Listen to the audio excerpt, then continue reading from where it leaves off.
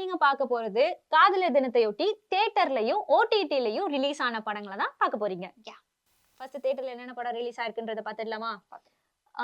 Baby and baby, 2K love story, காதல் என்பது பொது உடைமை, ஃபயர் அப்படின்னு ஒரு சில படங்கள் எல்லாமே தியேட்டர்ல ரிலீஸ் ஆயிருக்கு. இதுல கொஞ்சம் கான்ட்ரோவர்சியான படம் அப்படின்னு பார்த்தா காதல் என்பது பொது உடைமை. ஸோ நம்ம காதல் அப்படிங்கறது நிறைய பரிமாணத்துல, நிறைய ஸ்டோரிஸ்ல, நிறைய பெர்ஸ்பெக்டிவ்ல பார்த்திருப்போம்.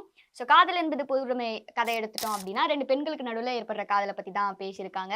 மோஸ்டா இந்த மாதிரி படங்களை வந்து எடுக்கும்போது டேரக்டர்ஸ் வந்து ஒரு ஓப்பன் எண்டிங் தான் விடுவாங்க. ஸோ மக்கள் நீங்க என்ன சொல்றீங்க, இதை ஏத்திப்பீங்களா மாட்டீங்களா அப்படின்ற மாதிரி இந்த படத்துக்கு ஒரு ஓப்பன் எண்டிங் கொடுக்காம இதுதான் அப்படின்ற மாதிரி ஒரு கருத்தை வந்து முன் வச்சிருக்காங்க. கண்டிப்பா இதுக்கு வந்து ஒரு பெரிய கட்ஸ் வேணும்.